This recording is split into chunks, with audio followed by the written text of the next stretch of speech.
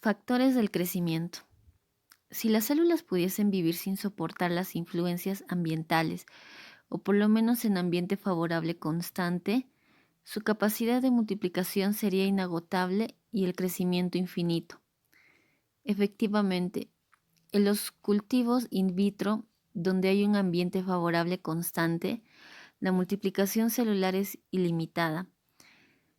Varios tipos de tejidos han sido conservados en cultivos por un tiempo mucho más prolongado que el correspondiente a la duración de la vida del individuo, del cual fueron retirados y conservaron la misma velocidad inicial de multiplicación.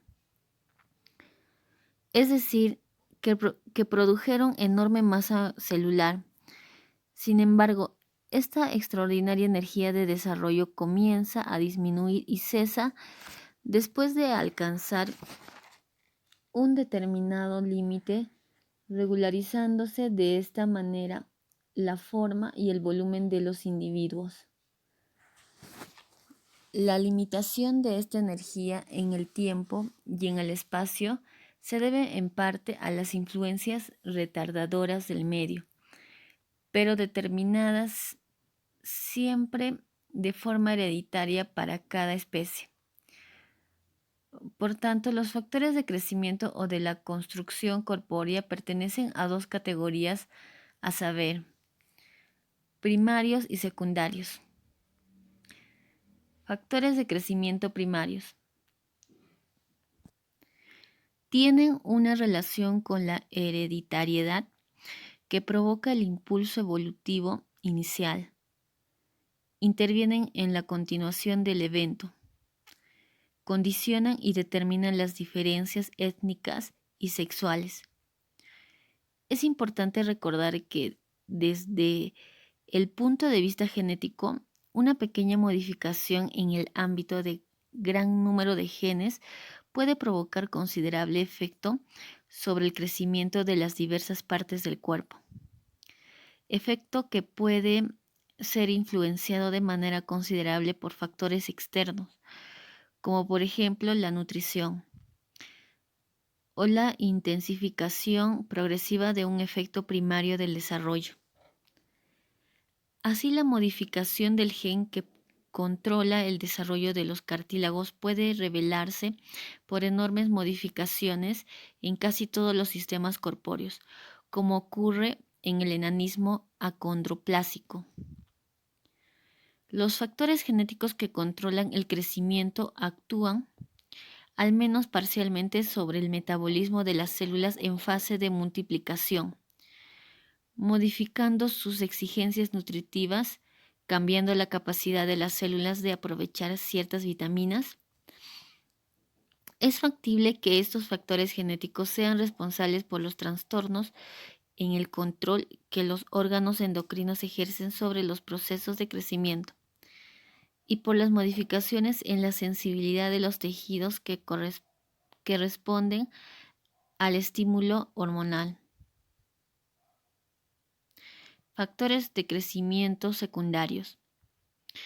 Entre los variados factores secundarios que influyen en el crecimiento corpóreo, es preciso citar la edad de los progenitores y su eventual consanguinidad, el tipo de funcionalidad sexual de la madre, primípara o multípara, que es la duración de la pausa entre los periodos de gestación, condiciones socioeconómicas de los progenitores, como alimentación, descanso o trabajo durante el embarazo, trabajo industrial, intoxicaciones profesionales, etc. Las enfermedades, principalmente tuberculosis y sífilis, las intoxicaciones, alcoholismo, etc. Las enfermedades y las intoxicaciones pueden afectar el germen de las primeras fases del desarrollo, que viene a ser la blastoftoria, o actuar sobre la madre y el hijo durante toda la gestación, que viene a ser una embrioftoria. En la vida postnatal es preciso considerar, además de las condiciones somáticas propias del individuo recién nacido, prematuro, macrosoma, microsoma, mediosoma, la disostosia, que es el parto difícil, la localidad, puede ser marítima, continental, montaña o llanura, ciudad o campo, el clima y las estaciones. Otros factores, los culturales, como las condiciones socioeconómicas, la alimentación, considerando no solo la cantidad y calidad de las proteínas, grasas y hidratos de carbono, sino también las sustancias químicas minerales, calcio, fósforo, potasio, sodio, yodo, hierro, magnesio, las vitaminas, la habitación, puede ser la iluminación, ventilación, espacio, los oficios y profesiones y el ejercicio físico. Entre las enfermedades que tienen influencia sobre el crecimiento, debemos mencionar aquellas que alcanzan poblaciones enteras. Bocio, endémico, malaria, etc. El adenoidismo, hipertrofia del anillo linfático de la región faríngea, produce dificultad respiratoria con la consecuente deformación craneofacial. La disminución respiratoria circulatoria dificulta el crecimiento general, que se vuelve deficiente en sus tres aspectos: morfológico, funcional y psíquico. Los factores primarios que influyen en el desarrollo corpóreo pueden ser catalogados así: constitución, temperatura, nutrición, factores embrionarios, factores hormonales. Constitución, factor genético. Todas las especies animales tienen una velocidad y un límite de crecimiento con características propias, con idénticas condiciones de desarrollo. La velocidad de crecimiento es aproximadamente la misma para todos los individuos de una misma especie. Por eso, el tamaño final alcanzado varía muy poco. Esta particularidad se debe a un patrón genético que dirige el crecimiento con una velocidad básica y definida para la división celular. Temperatura. Dentro de ciertos límites, la velocidad de crecimiento varía con las temperaturas. Cada especie tiene su desarrollo controlado por una temperatura máxima y mínima que no es posible sobrepasar ni reducir, porque el desarrollo cesa. En algún punto dentro de los límites máximo y mínimo se encuentra la temperatura ideal para el desarrollo. Nutrición. Durante la vida del individuo deberá crearse un nuevo protoplasma, y los aminoácidos constituyen el material de construcción utilizado para la síntesis de las proteínas.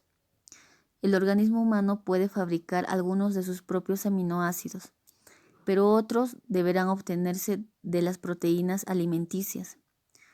Algunos aminoácidos favorecen el crecimiento, pero no intervienen en la diferenciación de los tejidos. La cantidad y la calidad de los alimentos consumidos durante y después del periodo de crecimiento ejercen profunda influencia sobre la velocidad de crecimiento y el tamaño del cuerpo. Se sabe, por ejemplo, que la mejora de la nutrición que ocurre en los países ricos e industrializados lleva a una aceleración de los procesos de maduración del cuerpo. La velocidad de crecimiento del niño disminuye progresivamente desde el momento del nacimiento. El niño necesita mucho más alimento que el adulto por unidad de peso corporal. Un hombre adulto en actividad moderada necesita aproximadamente 40 calorías por kilo de peso, suponiendo que la unidad calórica tenga todos los alimentos necesarios. Un niño durante su primer año de vida necesita por lo menos 2 veces más calorías. Las deficiencias nutritivas por hambre o por enfermedad ejercen efecto nocivo sobre el crecimiento del niño y puede provocar enanismo. Factores embrionarios. Los tejidos cultivados in vitro crecen mejor y más rápidamente cuando se añaden al medio nutritivo zumos o extractos embrionarios que se desempeñan como factores de aceleración del crecimiento. Estos extractos aumentan la cantidad de mitosis y disminuyen el tiempo utilizado para cada mitosis. Factores hormonales. Algunas de las secreciones hormonales elaboradas por las glándulas endocrinas son reguladoras del crecimiento, y entre ellas las más importantes son hormona del crecimiento, somatotrofina, elaborada por la adenohipófisis, hormona tiroidea y las hormonas gonadales. La somatotrofina controla el crecimiento de los tejidos corpóreos, aparentemente por estímulo de la síntesis proteica y a partir de los aminoácidos. La somatotrofina es capaz de estimular el crecimiento de individuos mantenidos con dietas que sin la hormona de ningún modo crecerían. Cantidades excesivas de somatotrofina al actuar en ciertas fases del crecimiento pueden provocar alteraciones del desarrollo que se manifiestan como gigantismo o acromegalia. Esta resultante de un exceso de estímulo después de la pubertad se caracteriza por crecimiento exagerado de las manos, los pies y mandíbula. En el gigantismo, que se debe a un sobreestímulo de la somatotrofina que ocurre antes de la pubertad, los huesos largos son afectados antes de la fusión de sus epífisis, alargándose exageradamente, aunque sin otra deformidad esquelética significativa. Las secreciones de la tiroides regulan el metabolismo de todos los tejidos y es casi seguro que la normalización del crecimiento y diferenciación dependen de su acción normal. La insuficiencia tiroidea durante la infancia lleva a alteraciones físicas y mentales denominadas cretinismo.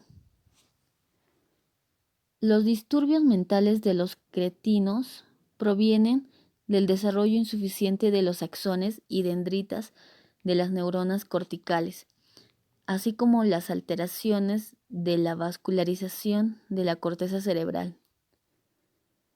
Las hormonas gonadales ejercen acentuada influencia sobre el crecimiento del cuerpo. El andrógeno estimula la síntesis de los tejidos en general y en la época de la pubertad responde por el desarrollo de los caracteres sexuales secundarios del individuo del sexo masculino. El estrógeno inhibe el crecimiento, probablemente por aceleración del proceso de fusión epifisario. Algunas de las hormonas adrenocorticales, como la cortisona, se consideran inhibidoras del crecimiento, funcionando como antagonistas de la somatotrofina de la adenohipófisis.